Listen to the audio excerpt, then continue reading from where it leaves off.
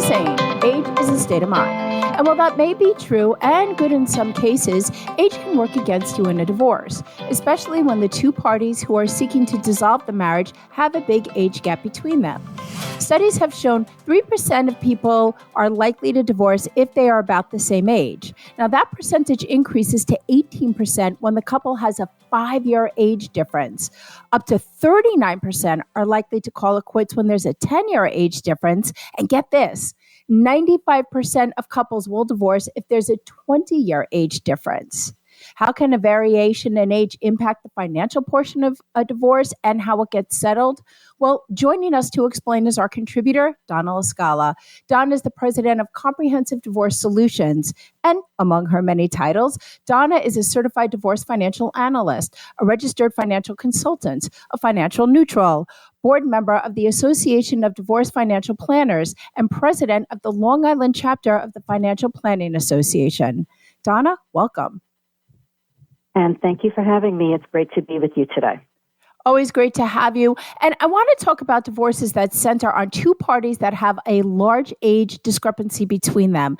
Let's begin by discussing the financial challenges both parties will face. So there are a lot of financial challenges that affect a marriage when there is a large age gap. A lot of it has to do with a power imbalance. If one spouse is significantly older than the other, they've had a longer work history. They've got more in retirement assets. They probably have more in investing assets.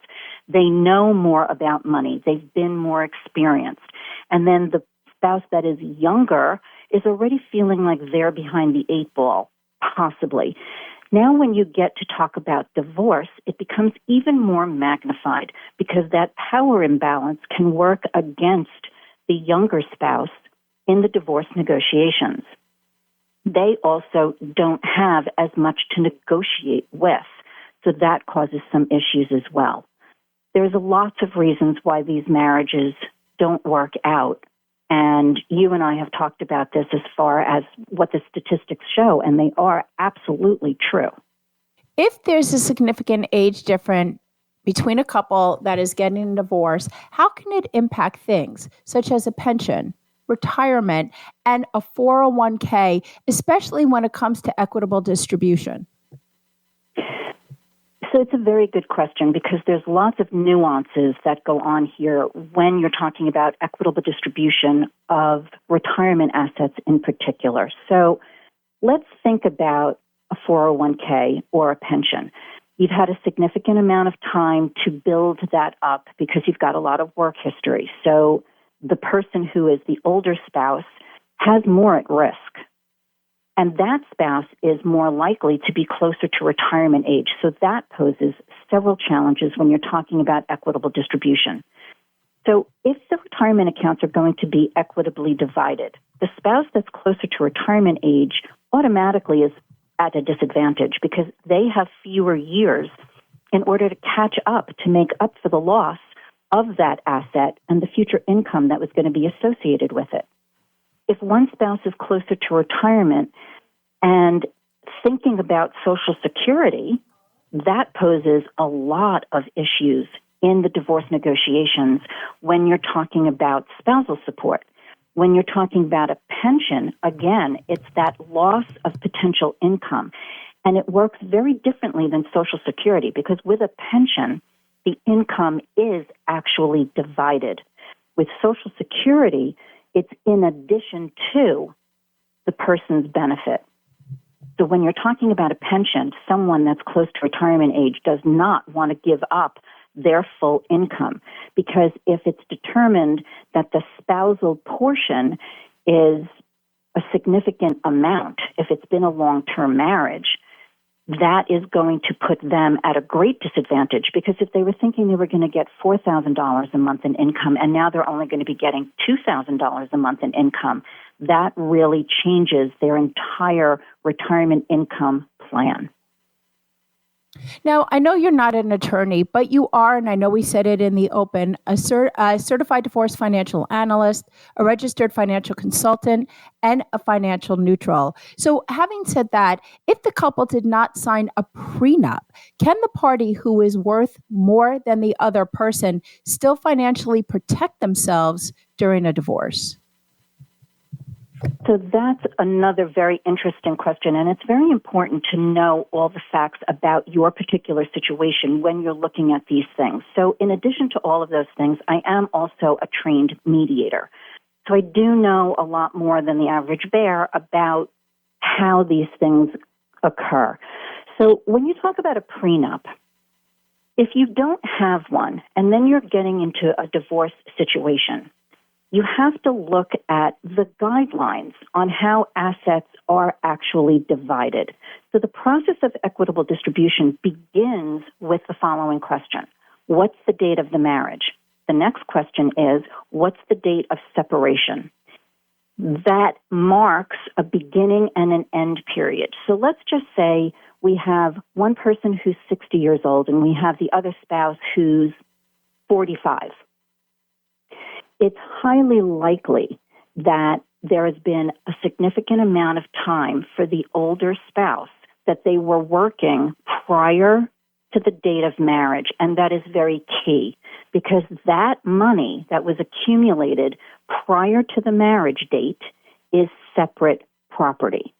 So it's not that 100% of the 401k, the 403b, the IRA is up for grabs.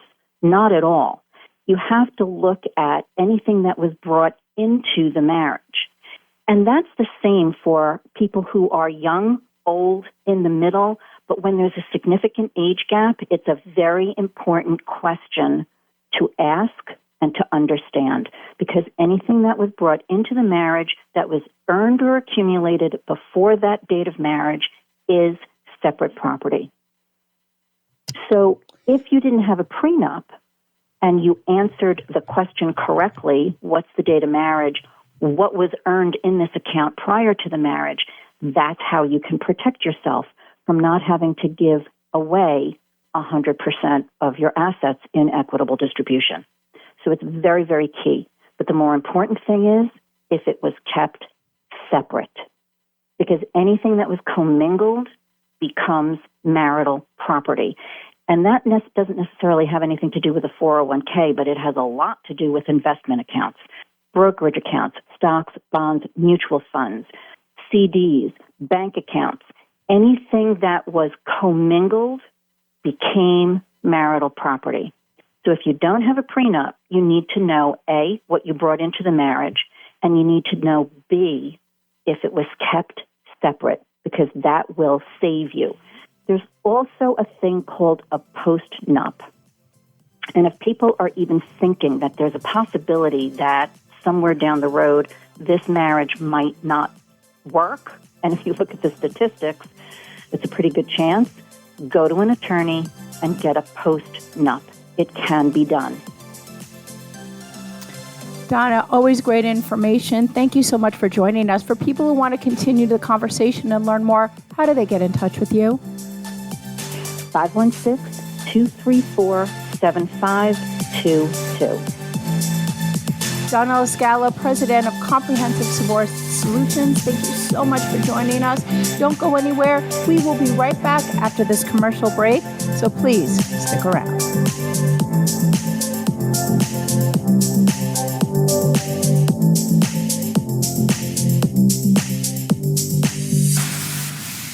At Comprehensive Divorce Solutions, Donna LaScala provides the tools for people to deal with assets, debts, equitable distribution, and retirement in divorce negotiations. We hold your hand during and after the divorce process, providing a roadmap of what happens next and into the future. Divorce is difficult whether you're initiating it or not. It's fraught with emotion. When you deal with emotions, you are not dealing with logic, making it more difficult to decide what to do with your money. Hiring a professional to assist you in walking down the money path is crucial to avoiding potentially costly mistakes. Donna's goal is to make sure that each individual knows how they are going to be able to survive and thrive during and after divorce. As a CDFA trained mediator and collaborative financial neutral, Donna helps people get unstuck and move forward towards their post-divorce future. Call Donna LaScala at 516-218-6919, 516-218-6919.